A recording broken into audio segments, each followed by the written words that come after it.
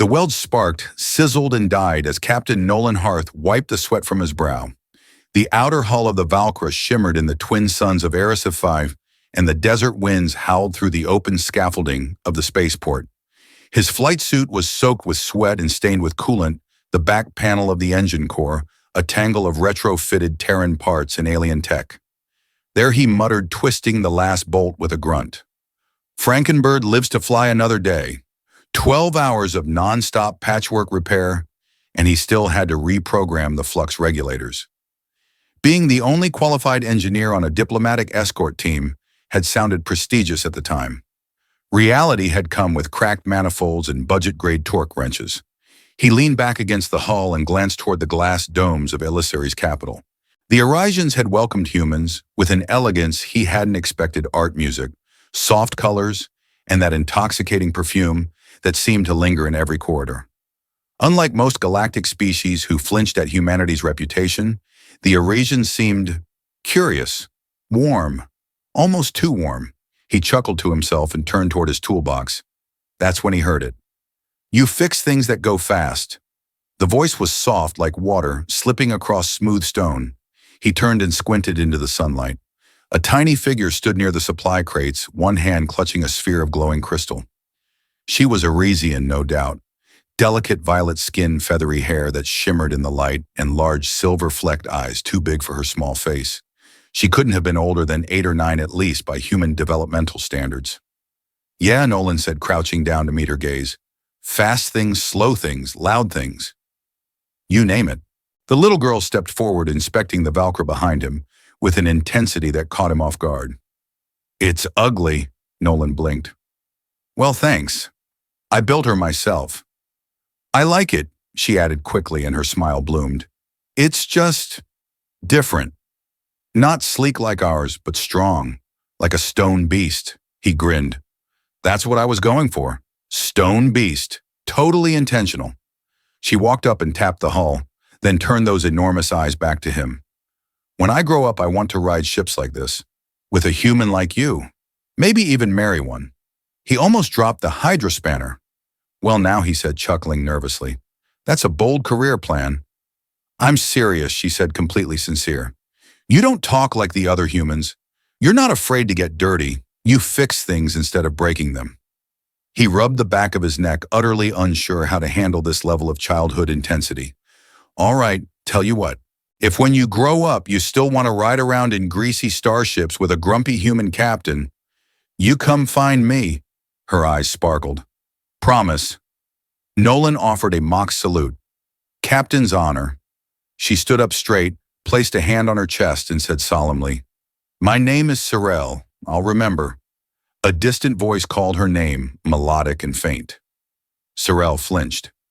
"I have to go," she said, already backing away. "But I won't forget." Before he could say another word, she vanished into the shimmer of the city, her laughter like wind chimes in the heat. He shook his head and chuckled. What a strange little encounter. Then he promptly forgot about it for the next 7 years.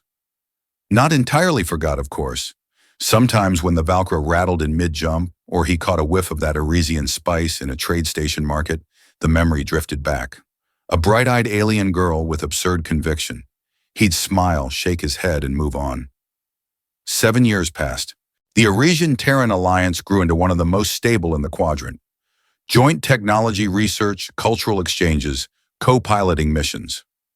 Nolan's career flourished. He went from repair crew to squadron captain, then diplomatic envoy, finally landing as chief operations officer on the joint orbital platform above Elisari. And that's where everything changed. It started like any other day. He was reviewing fuel calibration reports in Docking Bay 4 when the voice behind him said, clear and soft as ever, "You still fix things that go fast." He turned and every thought in his brain short-circuited. The woman standing at the bay's threshold was unmistakably Arisian. Tall, graceful, her skin now a deeper shade of lavender than he remembered, wrapped in ceremonial blue silks that shimmered like liquid starlight. Her hair was longer now, a cascading waterfall of opalescent white, but her eyes, the same intense silver now sharpened by maturity, met his with unwavering certainty. "I said I'd find you." "Sorel," he blurted. A slow smile curved her lips. You remember. Nolan stared. You what? How I grew up, she said, stepping forward with deliberate elegance. And I held you to your word. He took an involuntary step back. I didn't actually think you'd humans break promises, she asked, arching a brow. No, yes. Sometimes. But not always. It was just a joke. Not to me. She stopped inches from him now. Nolan was suddenly acutely aware of the space between them and how little of it there was. Her presence was both calming and disarming, and a little terrifying. I don't expect you to fall in love, she said, voice lowering. Not yet, but a promise made under twin suns in front of a ship of stone and steel is sacred on my world. He blinked. That's oddly poetic. I had 7 years to rehearse. I can tell. Silence fell, stretched taut between them. He cleared his throat.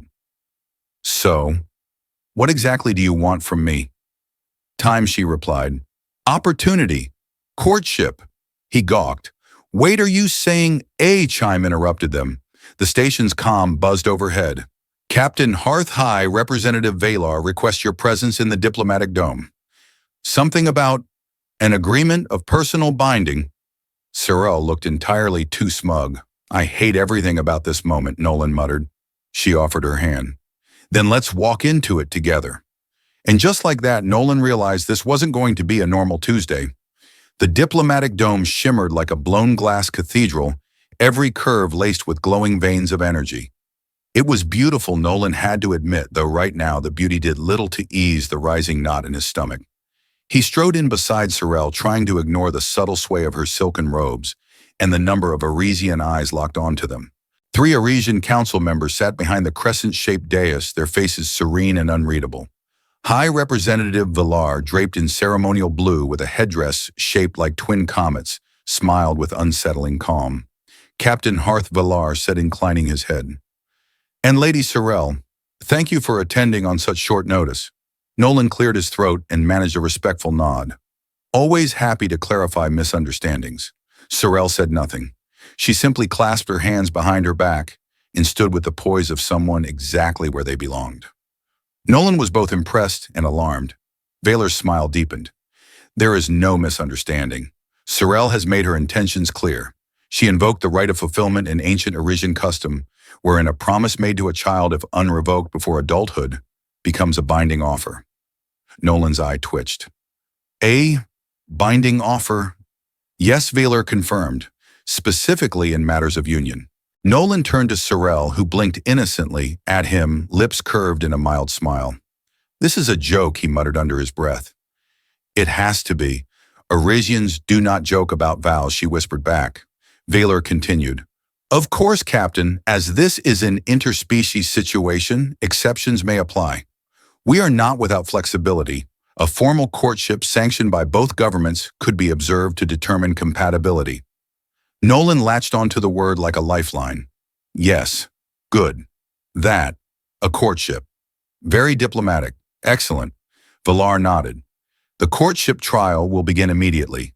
3 cycles, at the end of which both parties may accept or dissolve the bond without dishonor. Great, Nolan said, though his voice cracked slightly. 3 cycles. That's what, a few months, 27 Terran days. Oh, less great. The council motioned for them to step forward. Valar gestured to a ceremonial pad, a glowing circular platform with filigree that looked suspiciously like a wedding altar. Nolan swallowed hard. Place your hands together, Valar instructed. Nolan hesitated. Sorrel extended her hand without hesitation. Her skin was warm, soft. He placed his palm against hers and the pad glowed, humming with resonance. By the right of fulfillment, let the courtship begin, Valar announced. May your bond be tested, your truths revealed, and your paths clarified. The humming ceased. Nolan pulled his hand back like he'd been burned. As they exited the chamber, Sorrel looked positively radiant. Nolan, by contrast, looked like he'd walked face first into a bulkhead. I'm guessing this is a little overwhelming for you, she said. You think, don't worry, I've made an itinerary. You made a courtship itinerary. Cultural exchange dinners, ceremonial dances, bonding meditations. You'll love it. He gave her a sideways glance. You're enjoying this. I'm investing in the promise of our future. You're just catching up. I was joking, Sorrel. 7 years ago. It was a light-hearted comment to a kid, not to me. He opened his mouth, but no words came. The conviction in her voice stopped him cold. That night back in his quarters, Nolan stared at the ceiling for a very long time. The next morning began too early. A gentle chime stirred him awake, and before he could throw a pillow at the noise, the door slid open. Sorrel stood there in a flowing navy outfit that shimmered with circuitry. "You're late," she said, entirely unbothered by the fact that he was shirtless and half buried in bedding. For what? The ceremony of shared breath. First event on the itinerary. "You're joking again." She raised a brow. "I told you, I don't joke about vows." Nolan groaned and pulled on his uniform. "This is the weirdest relationship I've never agreed to." The ceremony took place in a high garden filled with silver-leaf trees and floating lanterns. Sorrel led him through a series of synchronized breathing exercises, apparently meant to align their inner rhythms. Nolan struggled to keep from snorting every time the instructor intoned the phrase emotional harmony. Sorrel, for her part, was alarmingly focused, and every time he snuck a glance at her during the ritual, she was already watching him. Afterward, over a meal of spiced crystal fruit and something that wriggled, Nolan broke the silence. "So, this is really happening, huh?" Sorrel nodded. "You're adapting faster than I expected. That's because I'm still hoping I'll wake up in the medbay with a concussion." "You're lucky," she said, sipping her drink. "My tutors told me humans were unreliable, emotionally undisciplined. I'm glad I was right instead." "Right about what? That not all humans are cowards. You kept your word." He looked at her, then really looked. Her features were elegant, symmetrical, but it was her eyes, those bright silver constellations, that caught him. She wasn't teasing. She wasn't pressuring him. She believed in him, in a promise he barely remembered making. "I didn't think you'd take it seriously." "I did." "Why? Because on that day you were kind and honest and strange. You fixed things. You listened. You saw me. I decided I'd rather take a risk on that memory than trust in any sterile diplomatic match." Nolan opened his mouth, closed it, then finally said, "You're crazy." She smiled. "Probably." The sun dipped below the horizon, casting gold light over the garden. Nolan sighed. "All right, one condition. I'm listening.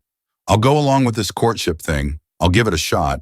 But if at any point I think you're doing this out of some childhood fantasy or political maneuvering, I'm out," agreed Sorrel said without hesitation.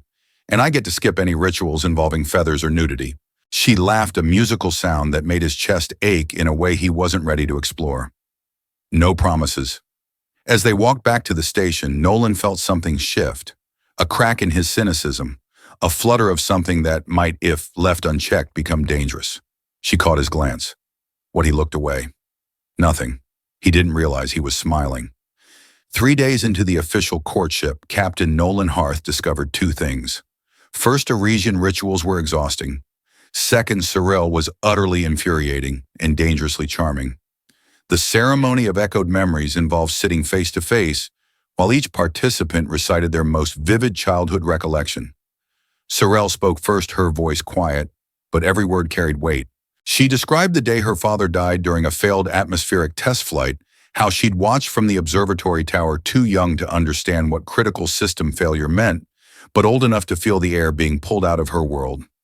Nolan had no witty response to that. He just listened, truly listened.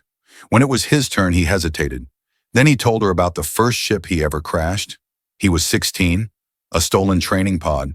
He miscalculated a gravity sling and ended up buried nose first in a lunar crater, surrounded by yelling instructors and 500 million credits in damages. He expected judgment.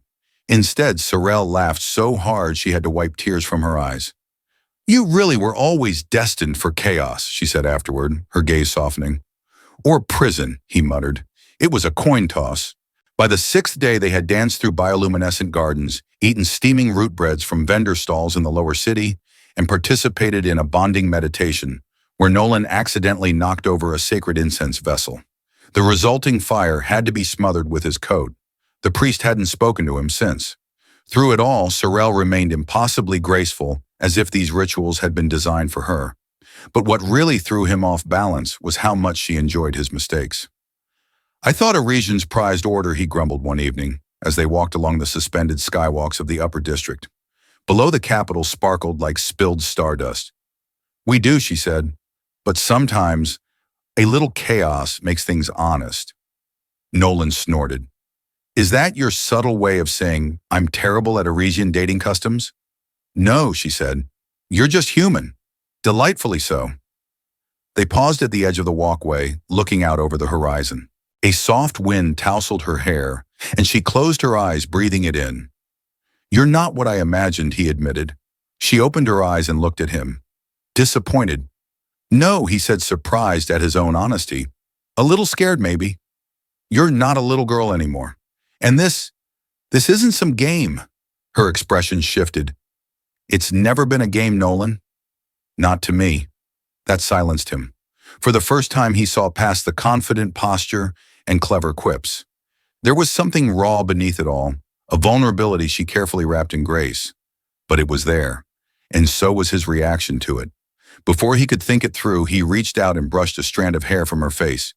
The moment stretched between them, electric. Then his comm buzzed. Of course it did.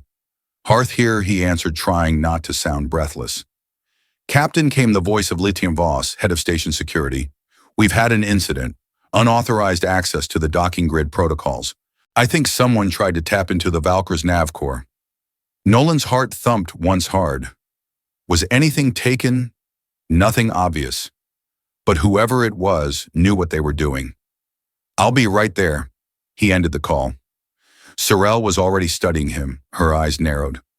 "What is it? Someone broke into my ship? Sabotage, maybe. Or espionage." She exhaled. "You think it's about us? I think it's not a coincidence." The following hours were a blur of security footage, diagnostics, and terse conversations with station leadership. The unauthorized access had been precise, surgical, someone familiar with both Terran and Arisian systems. Nothing had been physically damaged, but a data packet had been copied and transmitted off station. Its destination untraceable. "This isn't just sabotage," Nolan muttered, staring at the packet's encryption signature. "It's a message." To who, Sorel asked, arms crossed, as she leaned against the console. "I don't know. But it's no accident it happened right after we touched that stupid glowy promise pad." She winced. "It's called the Oath Spire." "Sure. That. Whatever." "Don't make fun of it," she said. "To my people, that was sacred. I know. I'm sorry." A pause settled between them. Nolan leaned on the console, staring at the looping security feed. "You know what the worst part is?" he said finally. "I think I'm starting to want this to work. You and me. Whatever this is." She looked up sharply. "That's not what I expected you to say. Believe me, it's not what I expected to feel." "I told you I've studied you," she said softly. "But even I didn't plan for this." Their eyes met. It wasn't romantic or poetic. It was just real, two people standing in the chaos of emotion and logic, fear and hope, and choosing not to run. A comm chime broke the moment again. This time the voice was different. "Captain Hearth, this is Admiral Creighton. You are ordered to report to the command briefing deck immediately." Admiral Nolan frowned. "What's this about?" "There's been a breach at Central Archive Theta, and it looks like your name's all over it." The transmission cut. Nolan turned to Sorel. "Let me guess," he said. "You've got a gown for formal council sessions and a plasma pistol for assassination attempts." She smiled faintly. "Only one of those is standard issue." "Fantastic. Then gear up. We're about to find out what kind of mess this promise really stirred up." As they walked toward the lift, Sorel brushed her hand against his just enough to feel the heat of his skin. He didn't pull away. "Whatever this is," she said, "we face it together." He glanced sideways at her. "For a courtship, this is turning into one hell of a war zone." She smiled. "Welcome to Arisian Romance." The council chamber of HFY had been transformed overnight. Gone were the ornamental banners and ceremonial sigils that usually adorn the room. In their place stood tactical holoscreens, security analysts, and a line of heavily armed guards flanking every entrance. Captain Nolan Hearth stood in the center of it all, still in half-buttoned uniform, trying to ignore the dozen eyes pinned on him, like he'd just marched in with a bomb strapped to his chest. "Admiral Creighton," he said, nodding toward the stern woman on the main dais. "You wanted to see me?" The Admiral Terran military, through and through, tapped her data slate with mechanical precision. "You were listed in the access logs of Central Archive Theta at Euro 300 last night." "Yeah, that's going to be tough," Nolan replied. "I was unconscious in my bunk at a 300, unless I started sleep hacking. Security AI confirms biometric spoofing," she said, not missing a beat. "Someone used your credentials, and they didn't just poke around. They downloaded classified files about the Joint Bioadaptive Research Initiative." Nolan blinked. "That's the Arisian Human Compatibility Project." "Correct. The files were marked restricted, which means someone was either trying to frame you or," her eyes flicked briefly towards Sorrel standing behind him, "exploit the courtship to justify access." Nolan turned to look at Sorrel. She hadn't moved. Her arms were crossed over her ceremonial robe, but her face gave away nothing. "That's a hell of an accusation," he said. "I'm not accusing her," Creighton said coolly. "I'm presenting facts. You entered a courtship with one of the most influential heirs on HFY. Then someone used your identity to breach a biogenetic archive. And right now, the Galactic Security Commission is watching this courtship like a volcano about to blow." "Lovely," Nolan muttered. "So what now?" Now Creighton tapped her slate again. "Now we ask the Arisians if they think this was an act of diplomatic espionage." That's when High Emissary Erlen stepped forward. Tall, angular, his skin dusted with glowing patterns of age and rank, Erlen's voice carried like soft thunder. "This union was not arranged for political gain," he said, turning to face Sorrel. "Yet your presence here has drawn unrest from factions both within and beyond our world. Are you prepared to address that, Lady Sorrel?" She stepped forward without hesitation. "Yes, I will answer whatever is asked."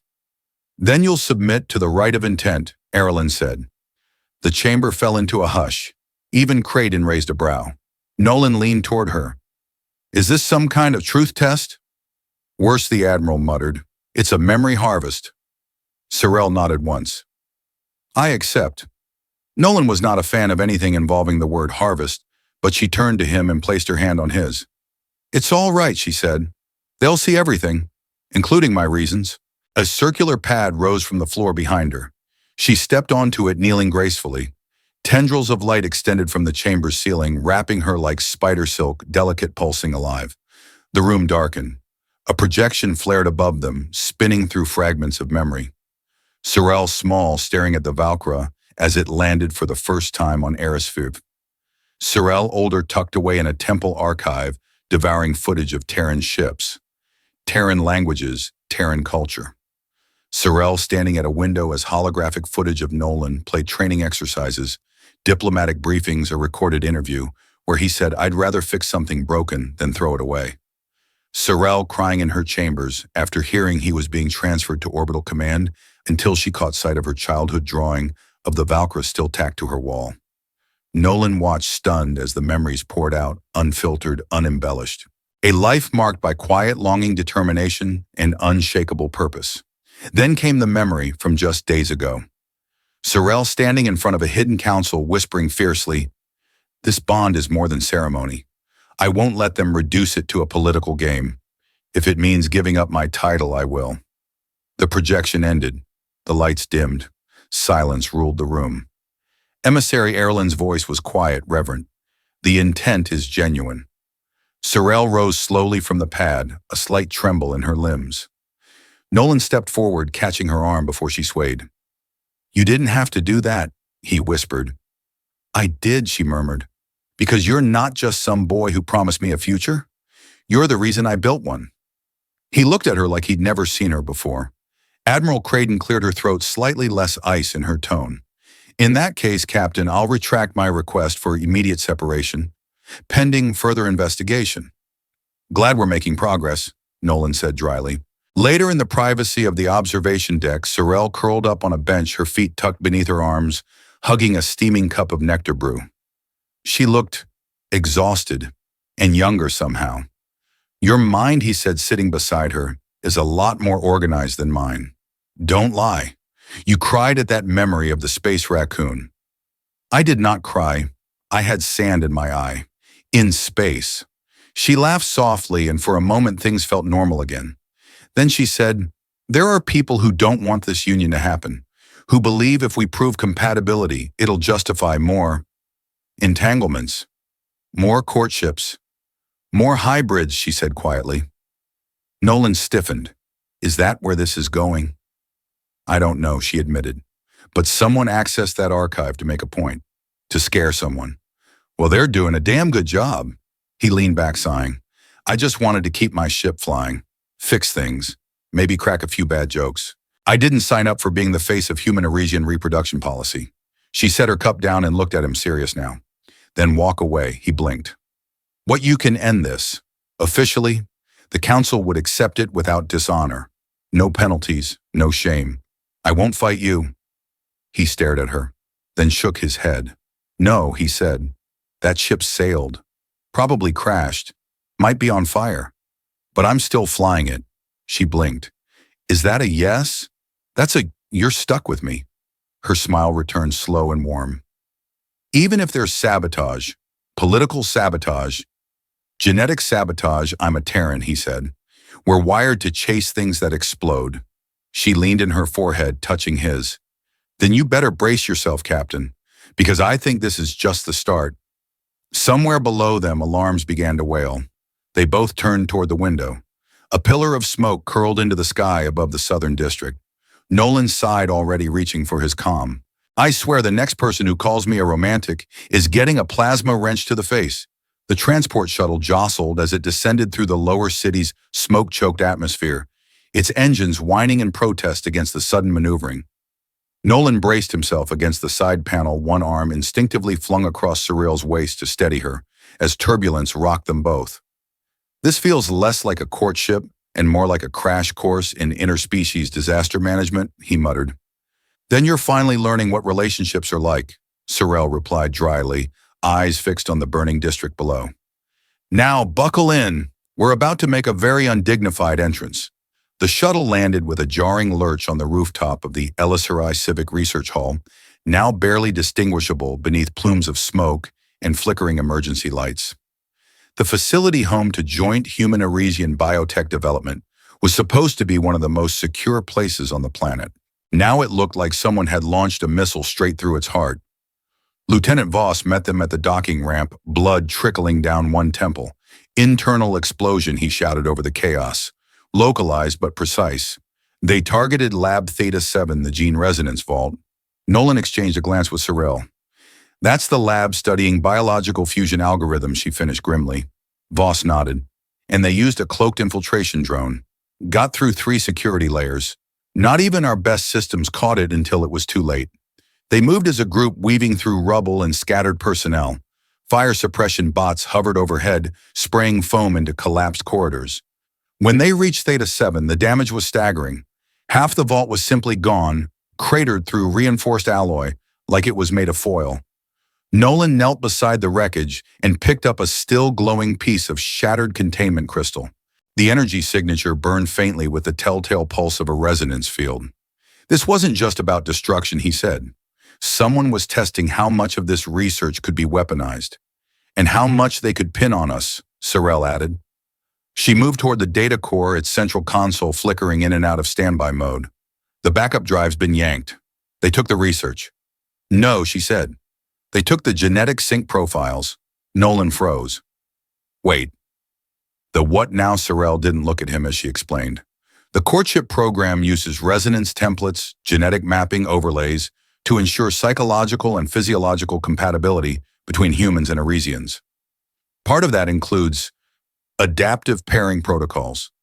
He stared. "You mean it's matchmaking? Genetically?" "In the most advanced sense," she admitted. "It's also how we learned that some pairings could create viable hybrid offspring." Nolan stood slowly, pieces clicking together in his head. "So someone just stole a list of potential human Arisian couples and their kids." Voss cursed softly under his breath. "If that data gets out, then we're looking at panic," Nolan said. "Or worse, targeted political blackmail. Maybe even assassination." A sharp crack sounded down the hall, not structural, not mechanical. Something more alive. Nolan turned just in time to see a shimmer move against the far wall. Incoming, he barked, shoving Sorel aside. The shimmer resolved into a humanoid shape. Light-bending armor, silent steps. Twin plasma blades sparking to life. An assassin. Nolan didn't think. He launched himself into the assailant's path, drawing his sidearm in one fluid motion. The shot went wide, but the blast caught the attacker's leg. They staggered just long enough for Sorel to fling a support strut telekinetically across the corridor. It slammed into the assassin with a dull whump, pinning them momentarily to the wall. "Not bad for your first couples fight," Nolan said, ducking behind a shattered pillar. Sorel didn't laugh. "That's Arisian elite gear. Whoever sent them wasn't just after data, they wanted witnesses gone." The assassin writhed free from the debris, wounded, but not disabled. It lunged towards Sorel blade. Raised, Nolan tackled it from the side, crashing both of them into a pile of ruptured cables. Sparks flew, the scent of ozone filling the air. There was a struggle, brief, brutal. But when it ended, the assassin lay unconscious, Nolan's hands trembling above their deactivated visor. Sorel approached cautiously and pulled the helmet off. Beneath was a female Arisian, young, barely of majority age. Her eyes fluttered open, dazed. "Who sent you?" Sorel asked. The girl spat blood. "We are the shield of purity. Your courtship is a virus, and it will be cleansed." Sorel's face hardened. "So it's true. The extremist cell, they've embedded themselves in our own defense corps." Voss looked between them. "Should I call for a detainment drone?" "No," Nolan said. "This one talks. I want her kept awake." They secured the prisoner and returned to the command post atop the research hall.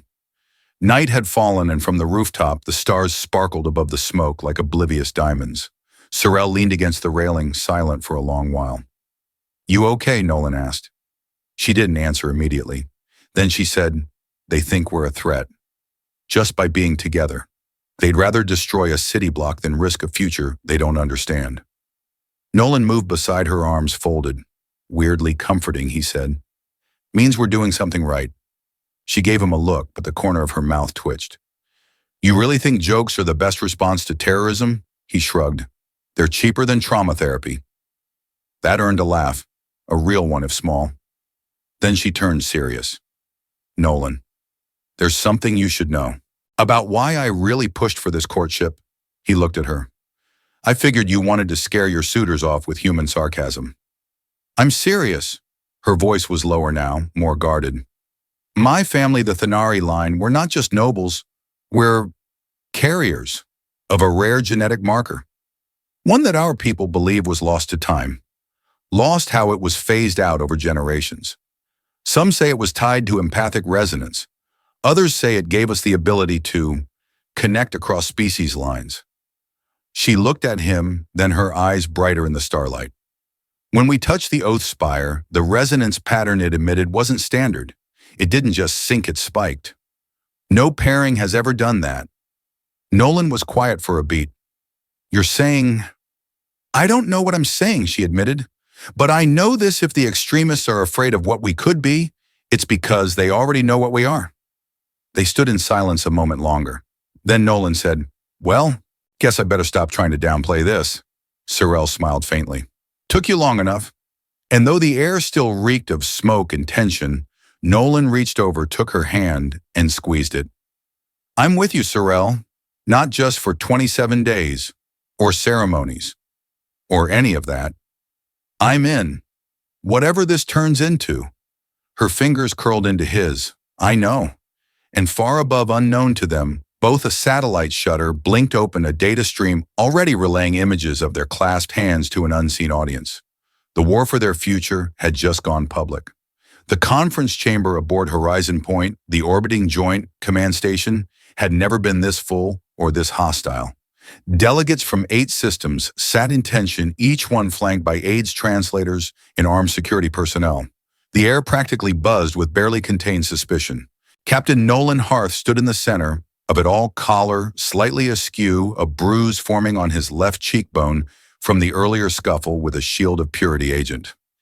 He looked more like a man who just crawled out of a bar fight than someone representing the Terran Confederacy. Across from him, Sorel looked radiant despite the chaos, her silver blue robes crisp, her posture regal. She hadn't spoken since they entered the chamber, but her silence was calculated, composed, dangerous. High Emissary Erlen's voice broke through the murmur. We are gathered in extraordinary session due to the events of the last 48 hours, the attack on the Civic Research Hall, the attempted assassination of both Captain Harth and Lady Sorrel, and the unauthorized breach of Archive Theta. Let's not forget, added the Terran ambassador, Ambassador Colburn, voice like sandpaper, that all of this started after a human captain made what we now understand to be a culturally binding promise to a minor. Nolan winced. It was a joke made 10 years ago. Can we please stop acting like I forged an interstellar treaty with a bedtime story? Yet here we are, Erlen said coolly, with memory records, resonance logs, and a now public data packet showing your compatibility score peaking past acceptable bounds. A murmur rippled through the chamber. Which proves nothing, Sorrel said, finally stepping forward. Compatibility does not equal intent, and intent is the core of the right. Or have our customs been reduced to algorithms now? Erlen's gaze narrowed. Be careful, Lady Sorrel. Your tone implies accusation. I don't imply, she said smoothly. I state. That got attention. Nolan stepped beside her. We believe the sabotage was orchestrated by the Shield of Purity, a xenophobic group embedded within Arisian institutions. We have one of their operatives in custody. She confirmed their existence and their goal: prevent hybridization at all costs. Erlen nodded slowly. Then you are both suggesting that the union between you two, if permitted to continue, represents a threat to their ideology, yes, Sorrel said. Because we already represent proof. The genetic markers, the resonance compatibility. We've been labeled not just as an anomaly, but a precedent. Colburn folded his arms. Even if this so-called union is allowed, are we truly prepared for what comes next? Offspring, political entanglement, cultural upheaval. Nolan resisted the urge to throw something. We're not strategic assets, he snapped. We're people, who ended up in a mess neither of us planned. Then why are you still in it? Asked a representative from the Solari consulate, her gaze piercing. Nolan hesitated, and Sorrel answered for him. Because we chose not to walk away. Silence again. Then a soft ping echoed from the chamber's AI interface. New priority transmission, it announced. From Guild Node 7, emergency flag, level 1 clearance. The holographic table flickered. A new image appeared, a map of Elisari overlaid with energy signatures. Show us, Erlen commanded. The map zoomed to the northern expanse, a remote region of mountains and deep energy canyons. There, blinking like a heartbeat, was an unauthorized transmission beacon. Code locked, cloaked, Arisian military signature. Confirmed location of the stolen genetic sync profiles, said the AI. Transmission matches Shield of Purity encryption patterns. Real-time data uplink in progress. Nolan's jaw tightened. They're broadcasting it. The profiles. Globally. Colburn swore. If that data goes public, every extremist cell in the quadrant will have targeting access. Cyril's hand hovered near her comm. We have to stop it. You won't make it in time, Arlan warned. The expanse is unmonitored. Atmospheric pressure is unstable. You'll need a stealth-class skimmer just to get in. I have one, Nolan said instantly. Sorrel looked at him. You do? I borrowed it. Long story. We'll discuss the ethics of stealth vehicles after we save the damn galaxy. You've been hoarding black market ships. I prefer the term strategically irresponsible. Colburn stepped forward. Captain, if you go down there and are caught, we can't protect you. I've already been shot at twice this week, Nolan said. I'm out of things to be afraid of. Erlen inclined his head. Very well. You leave within the hour. And Captain, if you succeed, this council will not just recognize your bond, they'll ratify it. Sorrel turned. Wait, ratify as precedent, Erlen said. As the first official recognition of a cross-species bond under the Confederation's dual blood accord. Nolan glanced at Sorrel. No pressure? She smiled faintly. None at all. The skimmer's engines hummed low as it cut through the mountain winds like a ghost. Nolan handled the controls with practiced calm even as magnetic turbulence battered the hull. Still think this is a good idea, he asked. No, Sorrel said. But I think it's the only one we've got. They flew in silence for a while, the stars glittering above them, jagged ridges rising below like the spines of sleeping titans. Then Sorrel broke the quiet. I used to dream about this, you know. Us. Not the explosions and political sabotage, of course, but flying somewhere dangerous together. You piloting, me pretending not to be terrified. Nolan smiled, pretending very convincingly. He glanced at her. I didn't think dreams like that were allowed for people in your position. They weren't, she said softly. That's why I never told anyone. He reached over, brushing his fingers across the back of her hand. You just told me. Her breath caught, but before she could answer, the warning chime flared. We're here, Nolan said. Below them, hidden in a ravine carved by ancient lava flows, was a glowing lattice dome, small shielded, powered by a mini reactor. Around it, faint heat signatures moved in synchronized patrols. 3 guards, Sorrel murmured. Thermal weapons? Pulse armor. This isn't a shack. This is a fortress. Then we go in quietly. They hovered in the shadows, skimmer, idling, hearts pounding. Nolan reached for his sidearm. Sorrel adjusted her cloak, then handed him a silver ring from around her neck. What's this A resonance stabilizer, she said. It syncs with mine. If we get separated, you'll know where I am. And I'll know if you're hurt. Nolan looked at her, something unspoken flashing between them. You're really all in, aren't you? I crossed half a galaxy for a promise, she said. I won't stop now. They clasped hands once, brief, fierce, then vanished into the night, 2 shadows moving toward the heart of a war neither of them wanted, and a truth they could no longer outrun. The mountain wind cut like razors as Nolan and Sorrel crept along the narrow outcropping toward the hidden dome. Below them, the Shield of Purity's outpost pulsed with harsh white lights and rotating sentry drones, their glow sharp against the black rock. Nolan crouched behind a slab of obsidian, his breath fogging in the cold air. He raised a compact scope and studied the layout. Looks like 2 guards at the east hatch. Heat sigs show at least 5 more inside. 6 if the energy pulse from the sublevel is what I think it is, Sorrel whispered beside him. They're prepping a transmitter array. They're about to go live. Sorrel touched her temple, activating her comms implant. We disable the uplink extract, the data cache, and disappear. No heroics. Define heroics, Nolan muttered. No speeches, no last stands, no sacrificing yourself for dramatic effect. Noted. They waited for a break in the drone pattern. Then, like shadows bleeding from the stone, they moved. Nolan led them down the maintenance ramp, bypassing the main gate. They reached a sub-hatch unlocked, which was either convenient or terrifying. I don't like how easy this is, he whispered. They want us to get in, Sorrel said. It's bait. I love bait, Nolan muttered, sliding the door open. Inside the corridor was eerily quiet.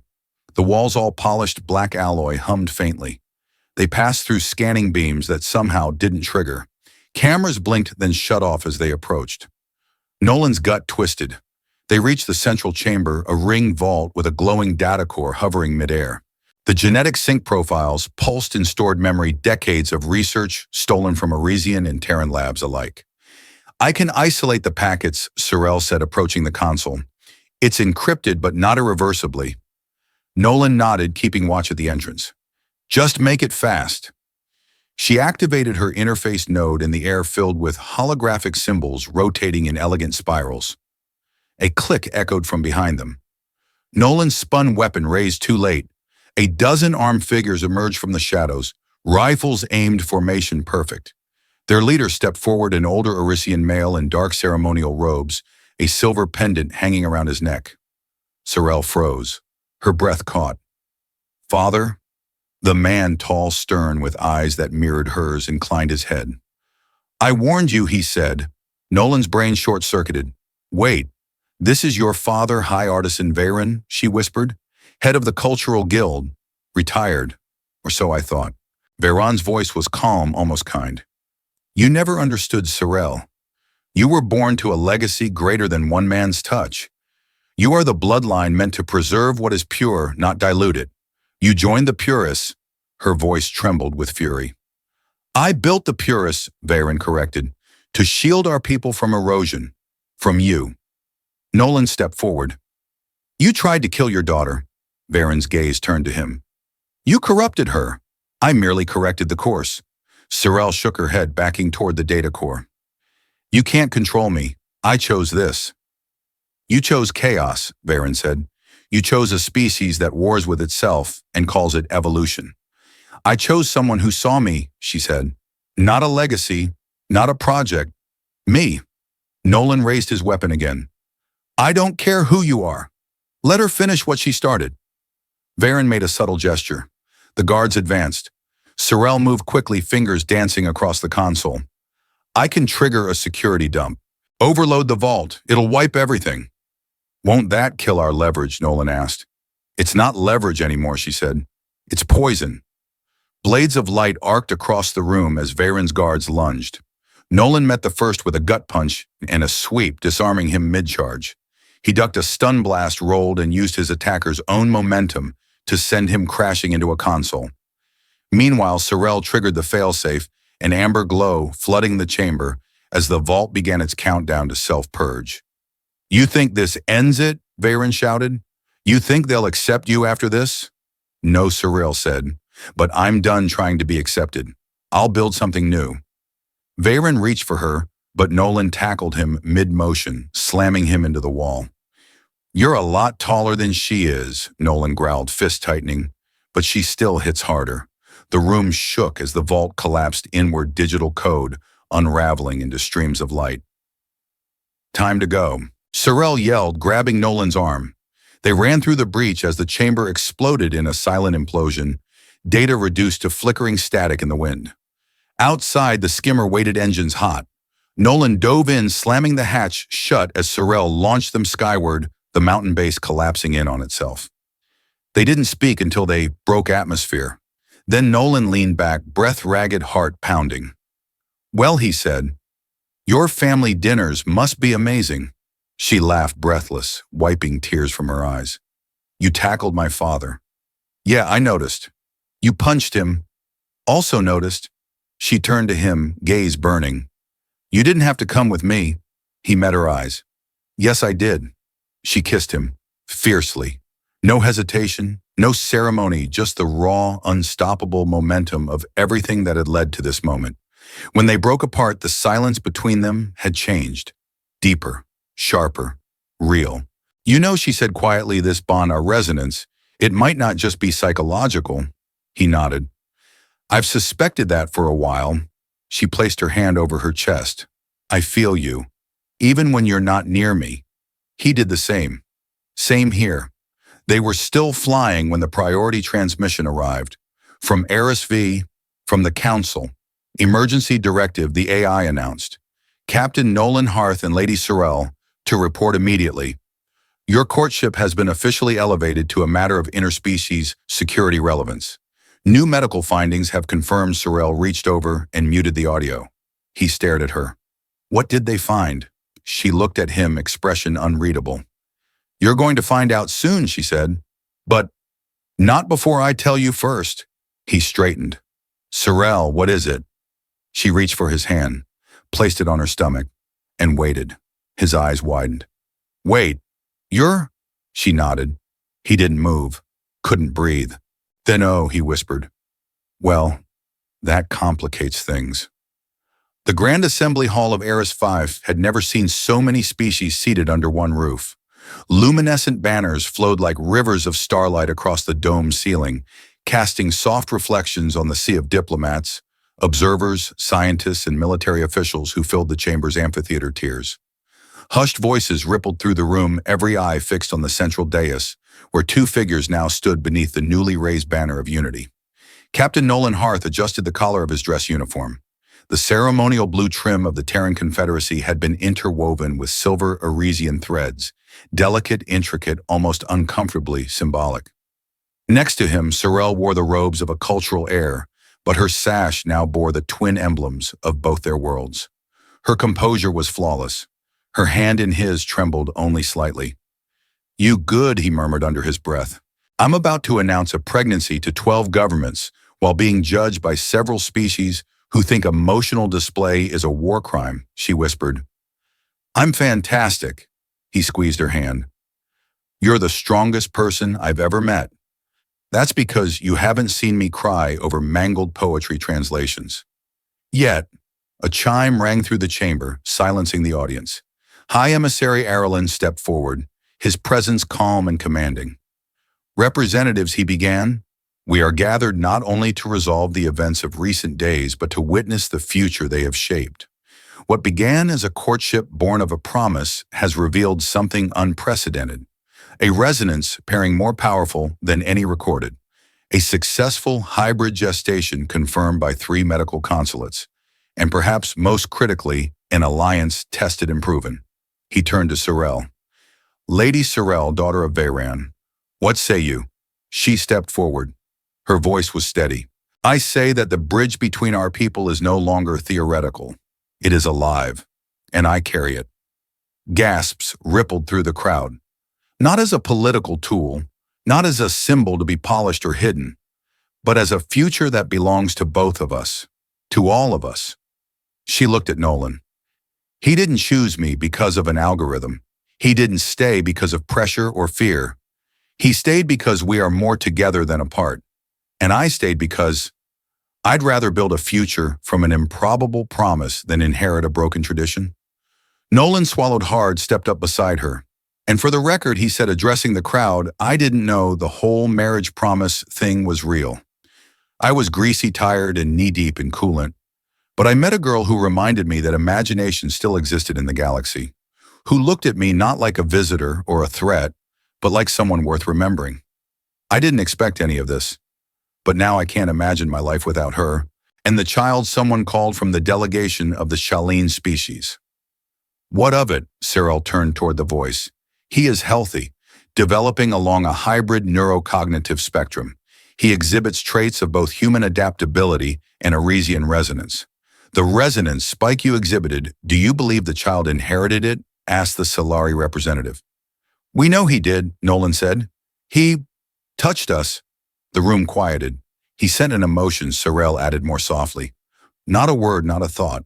A feeling, peace, curiosity, and something else. Something neither of us can quite explain. Not yet. High Emissary Arlen's eyes gleamed faintly.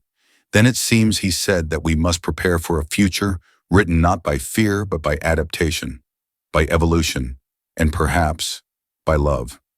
A ripple of light passed through the hall as the approval banners unfurled: green for unity, silver for continuity, and deep violet for transformation. The council's decision was clear. The union was to be formally recognized under the new Accord of Shared Genesis. Cheers broke through from the Arisian tiers. Several human delegates stood applauding. One of them, a very red-faced Admiral Creighton, managed a stiff but approving nod. Nolan turned to Sorel. So, that's it. We're officially a political precedent now. We're legally a miracle, she replied. No pressure, only some.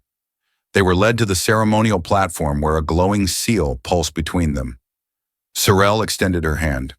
Nolan took it. You know, he said, grinning, I think you tricked me into saving the universe. She lifted a brow. I think you tricked me into falling in love with someone who still sleeps in cargo pants. Fair trade. They touched the seal. A low hum resonated through the hall as the unity marker burned bright, recording their bond not just symbolically, but in the resonance ledger shared by both worlds. And then in front of hundreds of witnesses, Cyril kissed him. Not as a show, not as a tradition, but as a woman who had chosen her future and the man who dared to meet her halfway across the stars. Later that evening, beneath the glowing gardens of Elisari, Nolan, and Sorel, found a rare moment of peace. The air was heavy with floral spice and the distant laughter of diplomats still pretending they weren't drunk. They sat on a low bench near a bioluminescent pond, fingers entwined. Her other hand rested gently on her midsection. I still think it's weird that our son might develop telepathic resonance before he's born, Nolan said. He already has. He prefers your voice when you're rambling. I don't ramble. He also kicks when you lie. There was a flutter, then another. He blinked. Okay, that's mildly terrifying. Sorel laughed. He looked at her, his expression softening. I meant what I said, you know. I didn't see this coming, but now I can't imagine going anywhere without you. She leaned into him. Good. Because you're not going anywhere. Above them, the stars of two civilizations burned in shared sky. For the first time in recorded memory, they weren't just symbols of hope or distance, but of convergence. The girl he once made a careless joke to had become the woman who changed everything. And the child between them, he would be the first of a new generation, one born not of compromise or calculation, but of choice, of a promise made in jest and fulfilled in love.